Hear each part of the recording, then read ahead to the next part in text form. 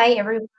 Welcome once again to Ashram Talks, this wonderful initiative that brings together speakers from all over the world to share about deep and relatable spiritual topics on the wisdom of the sacred texts of India. So, we're always sharing how to apply this wisdom in a practical way into our daily lives. And as a kind reminder, you can catch our live sessions on the journey through the Bhagavad Gita every Monday and Thursday EST. So feel free to follow us on Instagram at Ashram Talks Inc. to check out the class schedule of the month. Today, we're joined by a new speaker from Huntington, New York. His virtual name is Kṛṣṇacandra Dās. Welcome, Kṛṣṇacandra. Hare He's Krishna. Bachelor of Arts from New York University and practices the path of devotion in yoga. On this, he took initiation from his spiritual master, Srila Bhaktivedanta Goswami Maharaj, in 2002, with whom he traveled on his world tours in 2002 and 2004.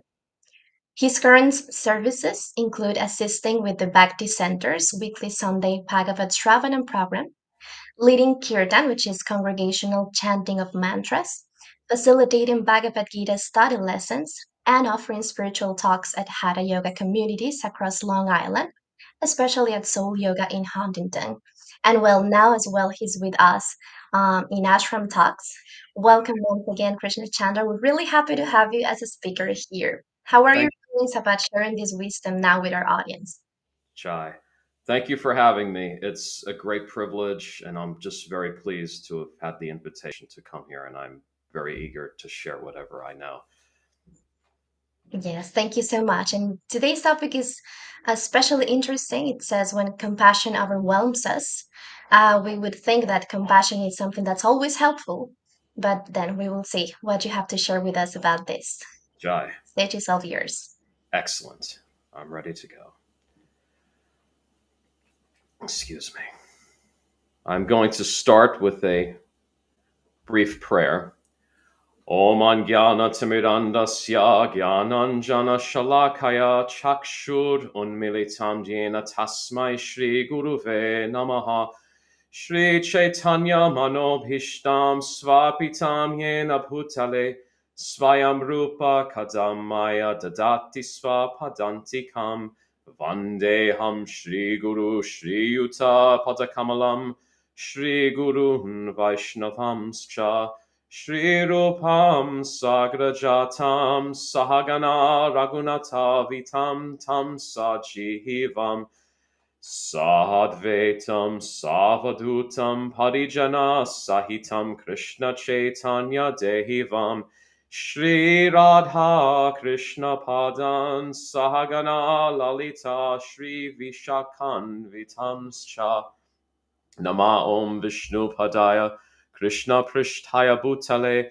Srimate Bhakti Vaibhav Puri Goswami Iti Namine Gauravani Pracharaya Drita Sankalpa Murtaye Krishna Shakti Swarupaya Shri Bhakti Pradahine Namaha Nama Om Vishnu Padaya Krishna Prishtaya Bhutale Srimate Bhakti Vedanta Swami Niti Namine Namaste Sarasvati Deve Gauravani Pracharine Nirvishesha Sunyavadi Paschatya Deshatarine. I'd like to offer my unlimited respects to my dear spiritual teacher, Srila Bhakti Vaibhav Puri Goswami Maharaj, and to Srila A.C. Bhaktivedanta Swami Prabhupada, the Jagat Guru, Vishwaguru of the world, who was so merciful to the world in his preaching efforts, which fulfilled the prophecy of Sri Chaitanya Mahaprabhu, came along. And I appreciate the opportunity. Thank you.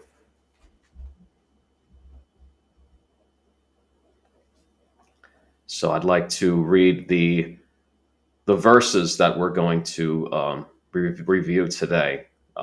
Bhagavad Gita, chapter 1, verses 27 through 30. And the title of our lecture will be Arjuna's Crisis When Compassion Overwhelms Us.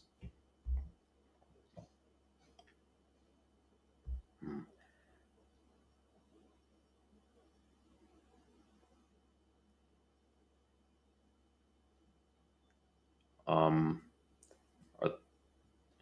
I don't see the verses yet. I do apologize. Thank you. Tan samikshaya sakonteya sarvan bandhun avastitan kripaya parasya vishto vishidan idam abravit. When the son of Kunti, Arjuna, saw all these different grades of friends and relatives, he became overwhelmed with compassion and spoke thus. Arjuna uvacha Drishtveram svajanam Krishna yuyutsum samupastitam siddhanti mama gatrani mukam cha parishusyati. Arjuna said, "My dear Krishna, seeing my friends and relatives present before me in such a fighting spirit, I feel the limbs of my body quivering and my mouth drying up."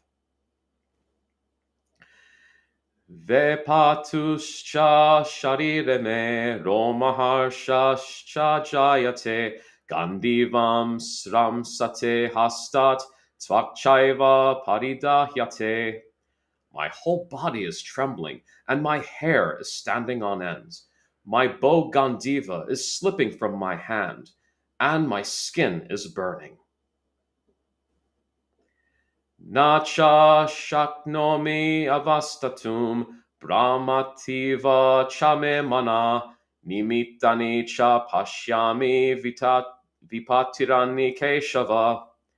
I am now unable to stand here any longer. I am forgetting myself, and my mind is reeling. I foresee only evil, O killer of the Keshi demon. Om Namo Bhagavate Vasudevaya. Om Namo Bhagavate Vasudevaya. Om Namo Bhagavate Vasudevaya. Now, of all the moments in the Bhagavad Gita, I find this one to be the most relatable. It's a moment of raw and authentic vulnerability. Arjuna became overwhelmed with compassion. He addressed his dear friend Krishna and acknowledges the overwhelming sight of his friends, relatives, and even the soldiers that were once at his command. And let's not forget the horses and the elephants.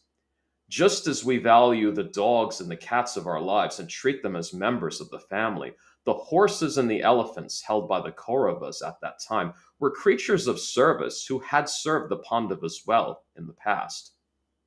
Living beings that were dear to them, and also their beloved granduncle Bhishma, and their instructor Drona, who taught them how to fight from a very early age.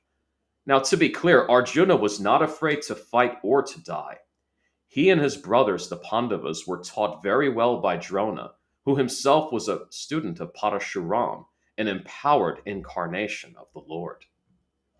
Arjuna and his brothers were Kshatriyas, warrior and ruler class of the highest order, top tier. Arjuna was the greatest archer of his time. He was considered what they call a Maharath, a warrior capable of fighting over 700,000 soldiers simultaneously.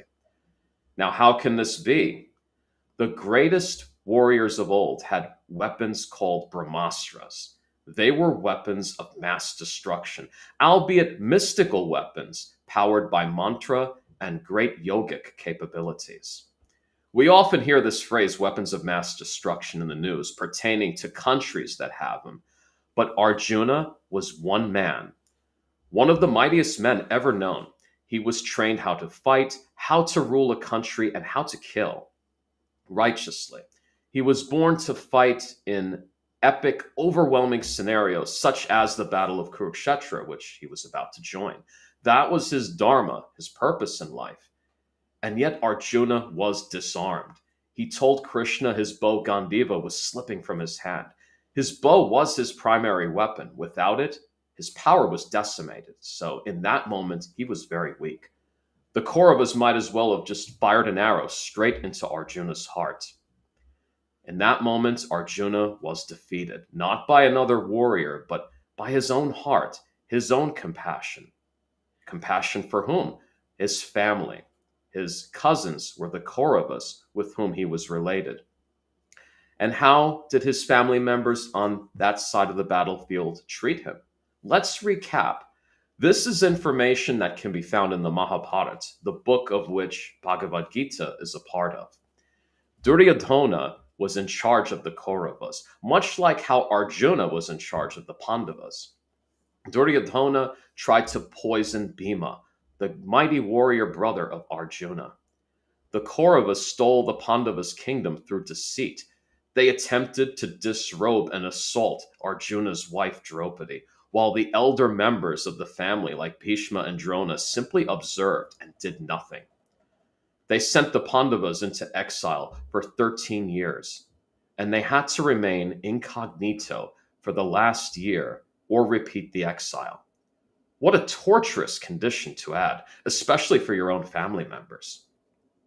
And after the Pandavas completed their exile, Duryodhana arrogantly said, "I shall not give the Pandavas land enough to drive a needle through." And despite all the suffering that the Kauravas put the Pandavas through, one look at that battlefield, seeing his cousins ready for battle against him and his brothers, was more than sufficient for Arjuna to become literally disarmed, loosening his grip on his bow, telling Krishna, "I am unable to stand any longer." How could Arjuna, one of the strongest warriors in history, become defeated before the battle of Kurukshetra could even begin? It's two words: overwhelming compassion. Now, how does this compassion manifest?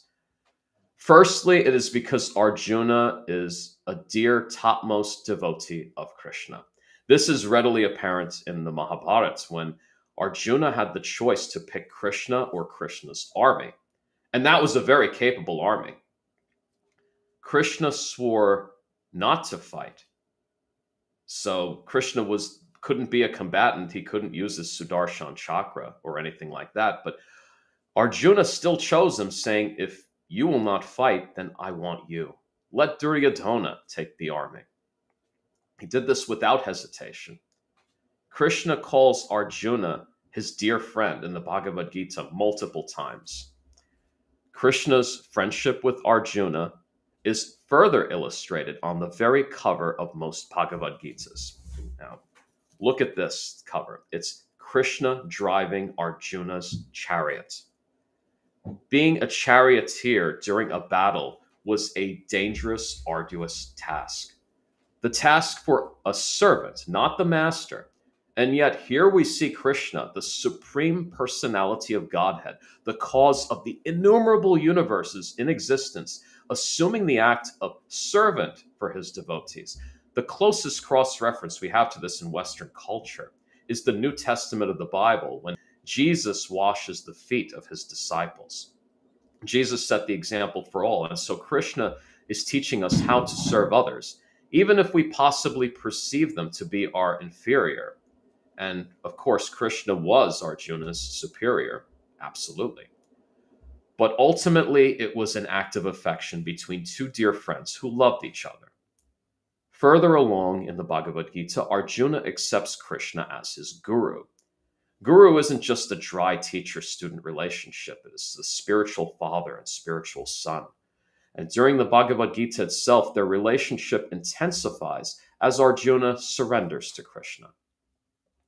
Srila Prabhupada, in his purport to Bhagavad Gita 128, glorifies Arjuna's compassion as a sign of being a pure devotee. And we cite Srimad Bhagavatam 5:18-12, all the demigods and their exalted qualities, such as religion, knowledge, and renunciation, become manifest in the body of one who has developed unalloyed devotion for the Supreme Personality of Godhead. Yet even that compassion, as profound as it is, finds its ultimate root in the divine love of Srimati Radharani, Krishna's consort and dearmost devotee, and the very personification of mercy. Arjuna's hesitation to fight, his grief, and his longing for reconciliation are reflections, however faint, of the ocean of compassion flowing from her heart. In fact, Srimati Radharani's love is so boundless that she even forgives those who turn away from Krishna, praying for their welfare. Such is her divine nature, and all true devotees carry a spark of her mood. Just as moonlight is a reflection of the sun's radiance, Arjuna's noble compassion reflects the ever-growing mercy of Srimati Radharani. So when we see Arjuna putting down his bow out of heartbreak and love, let's remember that such compassion is divine, and it ultimately flows from the same spring from which all bhakti flows, the lotus heart of Srimati Radharani, who always longs for all souls to return to the loving embrace of Krishna. And the other cause of Arjuna's becoming momentarily disarmed is attachment. While we're in this material world, we are subject to the eddies and currents of Maya, illusion. It was William Shakespeare that once said, "All the world's a stage, and all the men and women are merely players. They have their exits and their entrances, and one man in his time plays many parts. Our father, our mother, our spouse, our friends, our children, our pets. We love them all dearly, but they're ultimately roles we play based on the karma that we accumulate in this life and what we accumulated in previous lifetimes. We each have free will. We each make unique choices, and we each have one unique path. Our choices influence that path. We may love our parents, our spouse, but we each have unique path to follow, each one of us. And it may be that we're each going in a different direction based on our own unique choices in history. Circumstances may have brought us together in one life, but it's not guaranteed that we're going to meet again.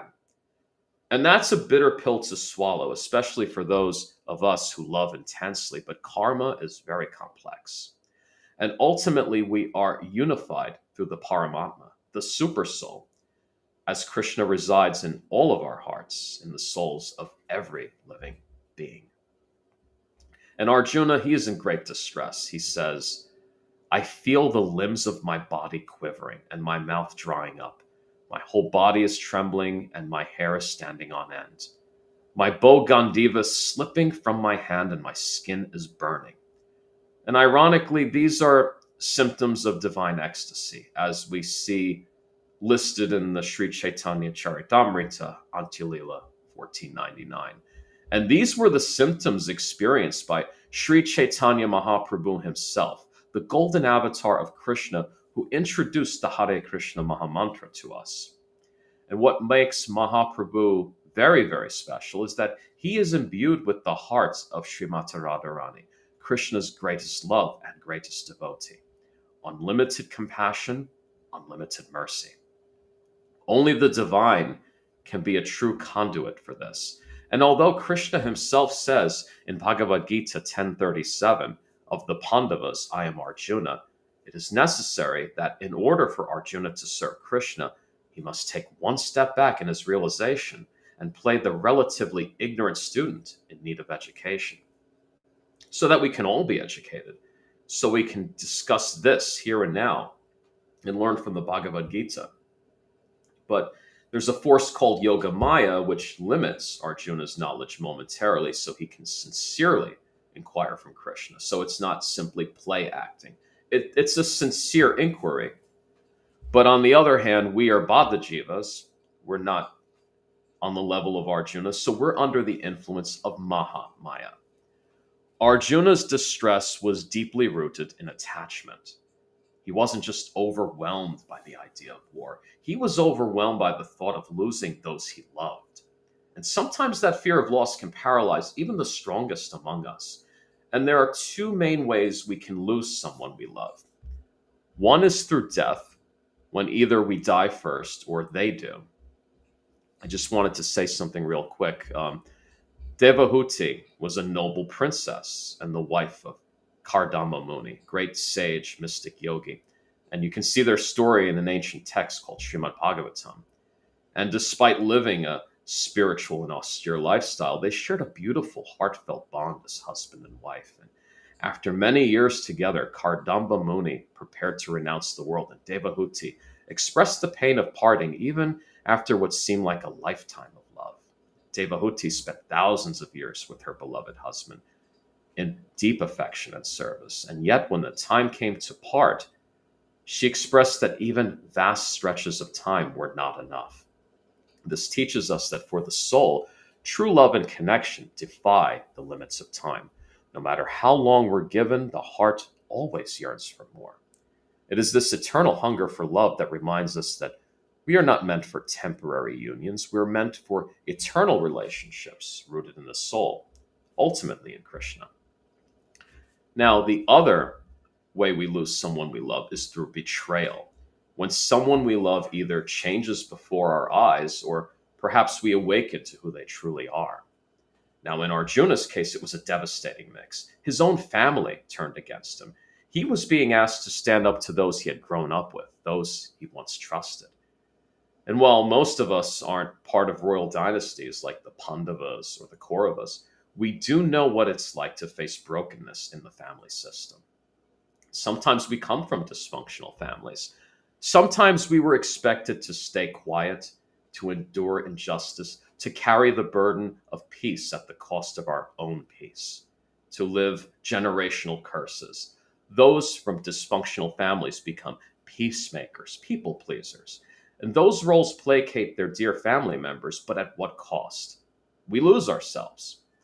It's like when Arjuna said in verse 30, I am forgetting myself and my mind is reeling. And in Arjuna's overwhelming compassion, he forgot himself. But the growing spirituality, when you grow spiritually, it often involves breaking patterns. And it's not just family. Some of us have experienced this in romantic relationships when love feels light and breezy at first, but slowly turns into something dark. One moment we feel cherished by our partner, but the next we're devalued, dismissed, and discarded. One moment we're idealized, and the next moment we're blamed, and we become scapegoats. And because we're compassionate and we love from deep within our hearts, we stay. We try to heal it. We try to understand them. But eventually we may come to realize that real compassion isn't staying in a cycle that's destroying you. Real compassion is guided by wisdom. We're already in a hefty cycle as it is. It's samsara, the cycle of birth, old age, disease, and death. But these are cycles, the cycles within samsara, they're toxic relationship cycles where one's compassion can be exploited. And the key to escape that cycle is to realize what it is and extricate oneself. And this is one thing the Bhagavad Gita excels at. It's teaching us how to recognize toxic patterns, but in particular, samsara, the ultimate toxic pattern, and how to escape that. And it's through the love of Krishna. Just like Krishna had to teach Arjuna that his hesitation wasn't true compassion, it was just attachment in disguise. But in the same way, many of us must face the painful truth that what looks like compassion, it's just the fear of letting go, fear of breaking the illusion that we can fix or control our situations. Arjuna had to rise above the attachment, not because he stopped caring, but because he cared enough to do what was truly right. And that's a lesson many of us are still learning. Now, let me share you a true story, not from ancient texts, but from the heartbreak of modern life. I had a dear family member who very much loved her husband. Times were very good for them in the beginning, but the season changed. Charmingness turned to cruelty, just like spring turns to fall, and her husband left her for another woman. And there were terrible court battles instigated by him. And this is our battlefield. It's not Kṛṣṇacandra, it's courtrooms. That's the battlefield of Kali Yuga.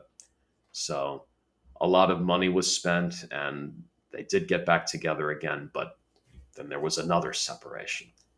And one time that man was sick. He was in the hospital, and his long-suffering wife, even though he had left her years ago, she came to visit him. And as he was leaving the hospital, she told her husband that, I love you forever. And she told him this as he was entering another car with his own girlfriend, not with his long-suffering wife, but with his girlfriend. And then years later, this long-suffering wife died of a broken heart. It's important that we realize the tenuous nature of these material relationships. And I'm not telling anyone to become a monk. I wouldn't do that myself. And one of the spiritual teachers in our line, his name is Bhaktivinoda Thakur, he said that true renunciation comes from the heart. He's distinguished between the external forms of renunciation and true renunciation that arises from internal attachment.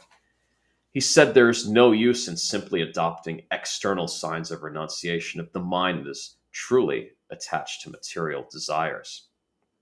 So, you could join a monastery, but if you still want to get married, it's a completely useless endeavor. And he mentions the genuine renunciation manifests when true discrimination arises in that person. And it leads to dispassion of materialism, viraga, in the heart. And that's different from the dry vairagya, or external forced renunciation. And according to Bhaktivinoda Thakur, the key to real renunciation, it's cultivating an internal detachment and dispassion from material objects. It has to come from the heart. It can't be forced. And the truth is, we can't just let go of attachment. The heart needs to hold on to something. It was made to love. We were made to love. So if we want to be free from the grip of painful, temporary relationships, we have to develop a higher attachment, an attachment to Krishna and to his eternal associates.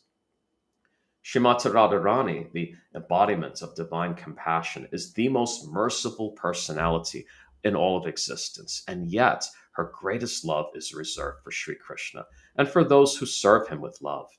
And that should tell us something, that the path of real spiritual progress is not one of indifference. It's one of deepening our relationships in the right direction. We don't have to be cold. We don't have to reject all relationships. But we do need to examine what our relationships are rooted in. Are they helping us to remember who we truly are? And are they bringing us closer to God? Or are we just entering another cycle of heartbreak? And I personally find the more that I serve, whether it's through Bhagavad Gita study groups or leading kirtan or just being available for my local spiritual community, that's when I feel an increased relationship with Radha and Krishna. And it's not imaginary, it's completely real. I'm learning slowly that we prepare for divine love the same way that we prepare for any real relationship. It's through time and sacrifice, service, and the willingness to be transformed. This world's full of beauty, but it's also impermanent. Even the sweetest relationships can become bitter if we lose our way. But when we build our relationships, whether they be romantic, familial, or spiritual, with the desire to love and serve Krishna as the foundation, something changes. We're no longer afraid to love, and we're no longer afraid to let go, because we're no longer depending on people to give us what only God can give us. And it's my hope that we love purely and attach wisely and walk this sacred path together, not in fear, but in faith, until we reach the shelter of the divine couple's lotus feet. And to walk this path together, and not alone, but in the company of those who remind us that life's greatest purpose is to serve the beautiful divine couple, Sri Sri Radha Krishna. Bhagavad Gita 1866 states, "Abandon all varieties of dharma, just surrender to me. I shall deliver you from all sinful reactions. Do not fear." And Bhaktivinoda Thakur states in the Gitavali, "Radha bhajane yadimati nahi bela, Krishna bhajana tava akaran gela." If one has no attachment for the service of Srimati Radharani, then one's worship of Krishna is fruitless. Krishna gives Arjuna a loving invitation to surrender unto him, a promise that he will deliver Arjuna from all danger. This invitation came from Arjuna's dear friend, one who would never let him down, unlike his cousins, the Kauravas, who betrayed him so brutally. And by attaching ourselves to the service of Srimati Radharani, we realize her mercy and her compassion and the wise and loving manner in which they are directed. It is through these divine relationships that we not only gain clarity, but the authentic and undying love immune to death and betrayal. And I'd like to close here, please. Thank you so much, Kṛṣṇacandra, for sharing your realizations as well as your wisdom on this topic. My pleasure. You brought about many key ideas we're diving into. For example, I have here like the need of for real detachment through developing a higher taste for the spiritual nature, and Yes. not just like a fake try to detach from things. Mhm. The need to get to know ourselves deeply inside Yes. and to develop deep, real relationships. Mhm. Like what you mentioned here, I think, well, I have a question that came from this, Mhm. and is that there's the fact that we're meant for eternal relationships. You Yeah. mentioned that Mhm. during this lecture, but how can we harmonize this with the other fact that you also mentioned is that we always face betrayal in our lives? Yes. So how can we be meant for eternal relationships and at the same time getting this suffering in this world?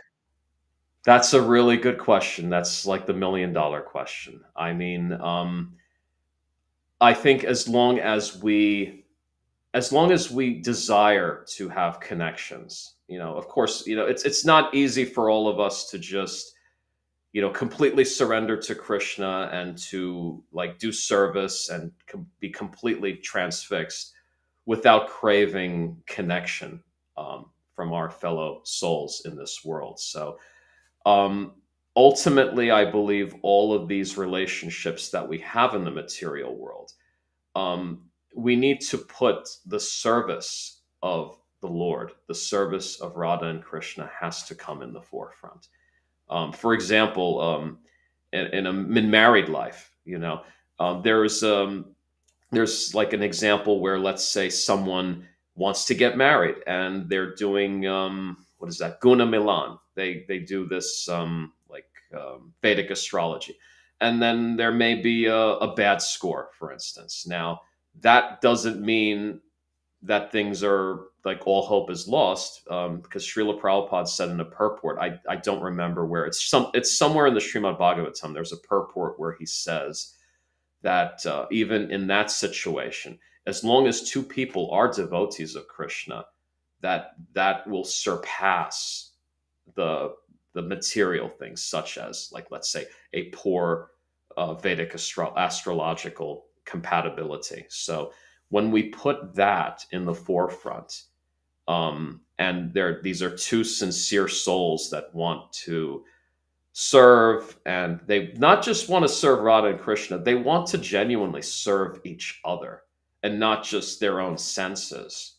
When you have that, then there's hope. That you can have. It's not going to be perfect and idyllic. It's not going to be, because we're in the material world. So um, as long as everyone is on board and they're committed to service, committed to self improvement, then they will be fine. They will persevere. So we could say that this could not be helped at the end, but through spiritual practice and trying to cultivate with sincerity, this our inner spiritual path, and then we can reach. Maybe it's still not going to be perfect, as you said, Yeah. but we're gonna get through everything with success. We could say it's gonna be successful. Yes, absolutely. I mean, and the problem is, like, in our modern times, we're being bombarded by perfect images. It's like in Hollywood or Bollywood, you see these like couples that are so happy and they're just incredibly good looking and they have all the things they want materially. And even on Facebook, it's not just like, the celebrities. It's like people, and that they're only showing you the good stuff, their best pictures, and you're like, oh wow, these it looks like they got everything. I wish I had everything. And it's like that. Then you kind of enter this trap in your mind that you're inventing a standard that doesn't even exist. And of course, and another thing is we can't say that we're entitled to like the same kind of perfection that, let's say, Radha and Krishna have, or Sita and Rama have, or even Shiva and Parvati.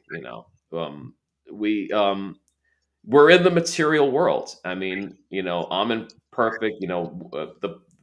And then the spouse or partner is going to be imperfect, and that's we just have to accept that, and just be committed to having a sincere connection that's grounded on love, loyalty, and mutual respect. Thank you so much once again for sharing your realization and these pills of wisdom in such a way that we can reflect on them and try to apply them into our own lives. My Thank you pleasure. so much once again. Of course. And to our audience, if you got some inspiration, please do like and share this video with those who may need it. Hmm. You'll also find our past episodes here on our YouTube channel at Ashram Talks English, so please subscribe and hit the bell icon. All right. Thank you so much for joining us on a new episode. And if you'd like to access more spiritual content, I invite you to follow us on Instagram as well at Ashram Talks ENG. And we'll see you once again for our next episode on Monday. Thank you so much, Right. Krishna Thank you so Chandra. Have a much. great day, Thank and you, our Subhadra. audience as well. Jai. Thank you so much. Hare Krishna. Krishna Jai Shri Radhe. Jai.